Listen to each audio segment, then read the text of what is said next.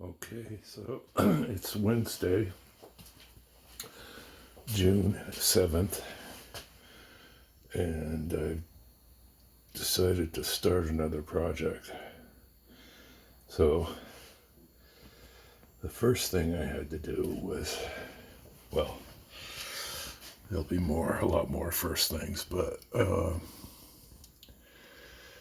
I had to change the blade on this because I'm going to be cutting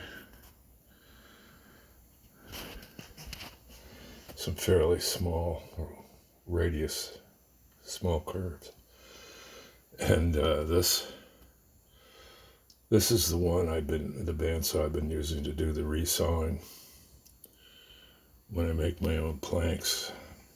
So I had a wide blade in, and I've changed it to a 1/8 inch blade.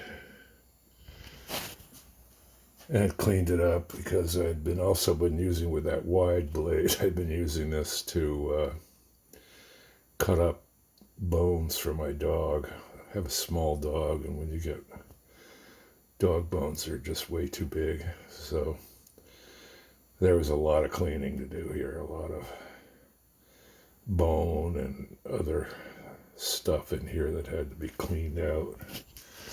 So that's that, and we'll go back to this area. Luckily it's warm enough now. No fires. And the garden is all planted. A lot of tomatoes. So what I've decided to do is that ship, it's a Deemont, comes out of this book, The Plan. And this was a collier, a coal hauler.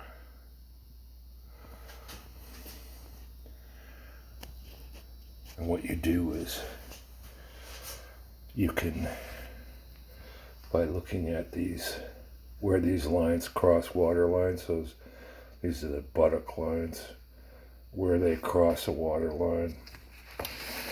At each cross section, you can make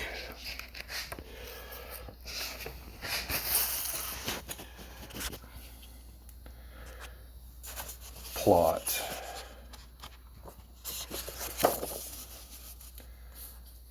And then you can develop the curve. So you've got half of it right there, and you just flip it over, of course, and you got the other half.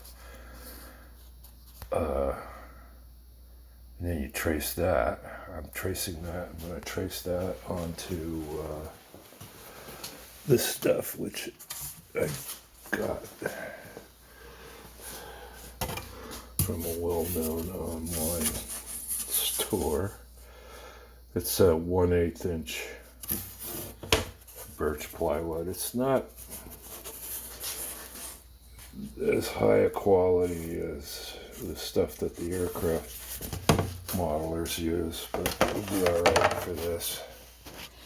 So I'm going to be tracing all these forms on this, cutting them on the bandsaw, and I'll be making a keel. I have a full-length piece of 1/4 inch Luan that I might use. I don't know, but this keel, or strong back, or whatever you want to call it, I'll make 1 inch wide, and I put a 1/2 inch slot going down from the top wherever there's a station, and then of course the frame pieces will have a 1/2 inch slot cut so they can fit together. I haven't really figured out yet what I want to do. I might stop all the frames right at the deck line. Then when I plank it,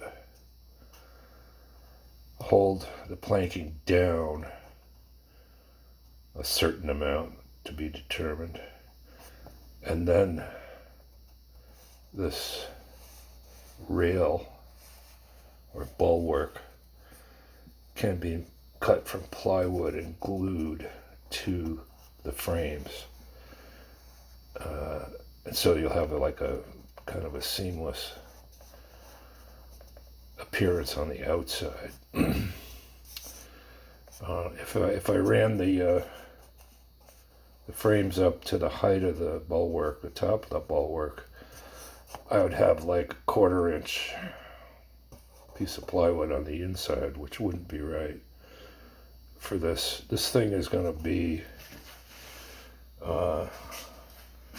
200 thousandths to the foot, so that's 1/60th. So the pieces of reinforcement for the bulwark have to be smaller. So the idea is with the plywood here and the deck on, I can just put in short pieces of, and I don't know, whatever, it'll be 1/16th or something like that, on the correct spacing. And then make a cap. I don't know how far this whole project's going to go. I'll probably do, you know, the deck house and the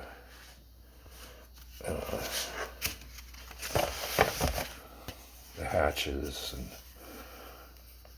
but I don't know if I'll get into rigging and all that detail. I think it would be interesting to plank it or cover it, smooth it, and then use like 3x5 card stock and cut squares and glue squares on, because these things were all built, you know, with pieces of steel riveted together. And so if you put those cardstock pieces in, you'll have that appearance. And also there are rivet strips available as decals. You can get it from HO suppliers, or model railroaders use them. So the rivets could be applied, and then I was thinking it'd be kind of fun to make it into a mold. It's not going to be true scale because I'm not doing the offset on these frames. Like, these lines are on the outside of the ship after it has been coated or plated. So, you know, the model is going to be a little bit oversized because of that. You're supposed to offset the frame. This book I would recommend if anybody that's interested in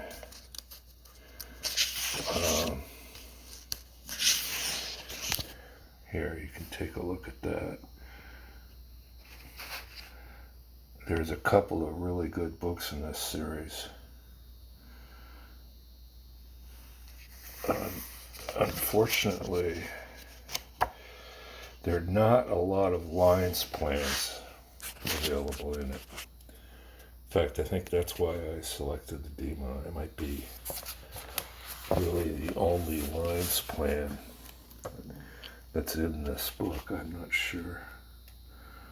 But there are lines plans are available for other things. You can find them on the web sometimes. That's how so this is if you're interested in this stuff, this is a really good history of British coasters. And they hauled everything by boat up until, I think, around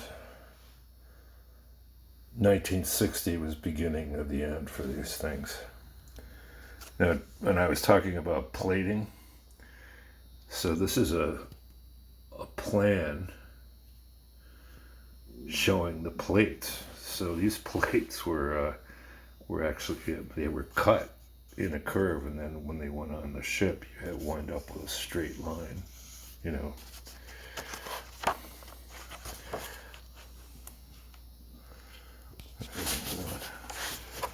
Great ships.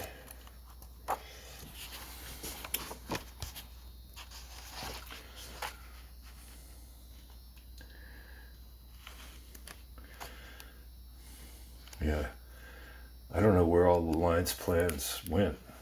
I imagine a lot of them are just lost, these shipbuilders. Of course, all went out of business, or most of them did. There were a lot. All around England. All right, so that's it for this episode, and I don't know when I'll have something more, but I'm working on it. So